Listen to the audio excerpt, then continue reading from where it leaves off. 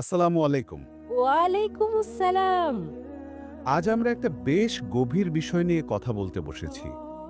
ইসলামের একটা দিক যা হয়তো আমরা সবসময় সেভাবে খেয়াল করি না, হ্যাঁ, সেটা হলো চিন্তার ইবাদত। এই যে গভীর চিন্তা ভাবনা, ক্রিটিক্যাল থিংকিং যদি বলি, এটাও যে একটা ইবাদত হতে পারে। ঠিক বলেছেন। সাধারণত ইবাদত বললে তো আমরা নামাজ, রোজা, জিকির, তাসবিহ এইগুলোর কথাই ভাবি। হ্যাঁ, আনুষ্ঠানিক দিকগুলোই বেশি মনে আসে। কিন্তু এর বাইরেও আল্লাহর যে বিশাল সৃষ্টি, তার কৌশল, তার শিল্প এগুলো নিয়ে গভীরভাবে ভাবা, চিন্তা করা এটাও কিন্তু একটা বিরাট ইবাদত। আসলে শুধু আনুষ্ঠানিকতার বাইরে গিয়ে মননকে ব্যবহার করা। আচ্ছা, এই ধারণাটা কি নতুন, নাকি ইসলামের শুরু থেকেই এর গুরুত্ব ছিল?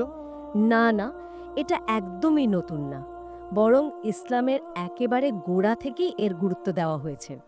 যেমন ধরুন সাহাবী আবু দারদা রাদিয়াল্লাহু। হ্যাঁ, উনার নাম তো শুনেছি। তিনি বলতেন যে আল্লাহর সৃষ্টি, তার ক্ষমতা এসব নিয়ে ১ ঘন্টা একনিষ্ঠভাবে চিন্তা করা, সেটা সারা রাত ধরে নফল ইবাদত করার চেয়েও বেশি দামি হতে পারে। তার কোয়ান্টিটির চেয়ে কোয়ালিটি, চিন্তার গভীরতাটা বেশি গুরুত্বপূর্ণ এক্ষেত্রে। অনেকটা সেরকমই, কারণ এই চিন্তাটা মানুষকে ভেতর থেকে বদলে দিতে পারে। আল্লাহর প্রতি তার যে বিশ্বাস, ভালোবাসা সেটাকে আরও মজবুত করতে পারে, স্থায়ী একটা প্রভাব ফেলে। হুম, বুঝলাম। আচ্ছা, কোরআন শরীফে কি এই চিন্তা ভাবনার ব্যাপারে কিছু বলা আছে? উৎসাহিত করা হয়েছে? অবশ্যই আছে।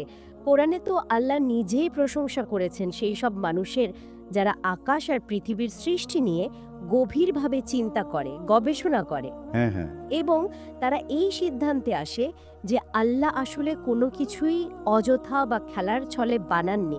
সবকিছুর পেছনেই একটা গভীর উদ্দেশ্য আছে, হিকমত আছে। সূরা আলে ইমরানের শেষের দিকে ১৯০ নম্বর আয়াতে এই বিষয়টা খুব সুন্দরভাবে বলা হয়েছে। আর এই আয়াতগুলো নিয়ে চিন্তা করার গুরুত্ব তো নবীজি সাল্লাল্লাহু আলাইহি সাল্লাম নিজেও তুলে ধরেছেন, তাই না? হ্যাঁ, একদম।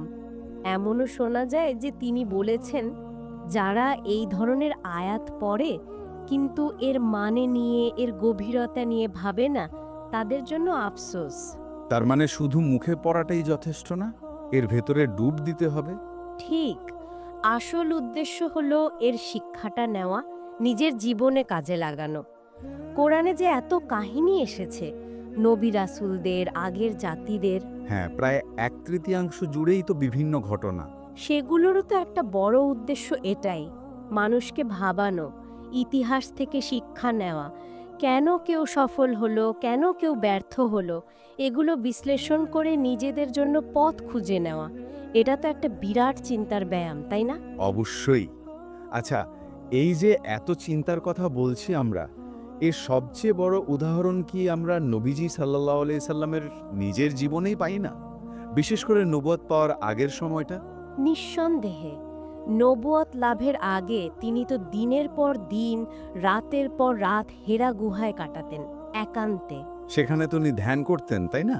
হ্যাঁ, ধ্যান করতেন আর সৃষ্টিজগৎ নিয়ে ভাবতেন, গভীরভাবে চিন্তা করতেন। বলা যায় ওই সময়কার ওনার প্রধান ইবাদতই ছিল এই চিন্তার ইবাদত। এই গভীর মননশীলতাই কিন্তু তাকে প্রস্তুত করে তুলেছিল সেই মহান বার্তার জন্য। আর কি আশ্চর্য দেখুন, ইসলামের প্রথম যে বাণীটা এলো, ইকরা পড়ো, সেটাও তো এলো ঠিক ওই চিন্তামগ্ন অবস্থাতেই। ঠিক, এই সংযোগটা খুবই গুরুত্বপূর্ণ। ইসলামের শুরুটাই হলো জ্ঞান আর চিন্তার একটা আবহের মধ্যে, পড়ার নির্দেশ, জানার নির্দেশ।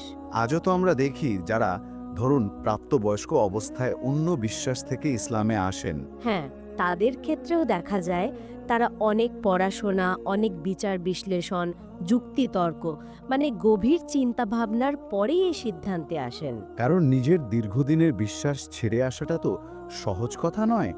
এর জন্য প্রচুর আত্মজিজ্ঞাসা দরকার হয়। একদম, অনেক বেশি মননশীলতা আর বুদ্ধিবৃত্তিক সততার প্রয়োজন হয়। তাহলে এই পুরো আলোচনা থেকে আমরা এটাই বুঝতে পারছি যে ইসলামে শুধু শারীরিক বা কিছু নির্দিষ্ট আধ্যাত্মিক ইবাদতই সব না, না, একেবারেই না। বরং এই যে বুদ্ধি খাটানো, আল্লাহর সৃষ্টি নিয়ে গভীরভাবে ভাবা, তার রহস্য বোঝার চেষ্টা করা, এটাও একটা অত্যন্ত উঁচু মাপের ইবাদত। ঠিক তাই। আমাদের যে চিন্তা শক্তি, এই যে মস্তিষ্ক, এটাও তো আল্লাহরই দান, একটা বিরাট নিয়ামত। হ্যাঁ, এটাকে সঠিক পথে ব্যবহার করা, স্রষ্টার মহিমা খোঁজা, জীবনের মানে খোঁজা, এটাও তো আল্লাহর প্রতি এক ধরনের কৃতজ্ঞতা প্রকাশ। এটাই চিন্তার ইবাদতের সার কথা। তাহলে শেষ করার আগে একটা প্রশ্ন হয়তো রেখে যাওয়া যায় সবার জন্য। আজকের এই যে এত ব্যস্ত পৃথিবী, এত ছুটে চলা, হুম এই সময় দাঁড়িয়ে আমরা কি আসলেই আল্লাহর দেওয়ায় চিন্তার ক্ষমতাকে, মানে তার সৃষ্টি নিয়ে ভাবার জন্য, জীবনের গভীর অর্থ বোঝার জন্য যথেষ্ট ব্যবহার করছি, নাকি এই গুরুত্বপূর্ণ ইবাদতটা আমাদের অজান্তেই মানে একটু অবহেলা হয়ে যাচ্ছে? এটা ভাবার বিষয়, সত্যি ভাবার বিষয়। আসসালামু আলাইকুম। আসসালামু আলাইকুম। আমাদের আজকের এই আলোচনা যদি আপনাদের মনে কোনো চিন্তার খোরাক দিয়ে থাকে, তাহলে আমাদের সাথেই থাকুন, সাবস্ক্রাইব করুন আর আমাদের এই পথ চলায় সঙ্গী হন।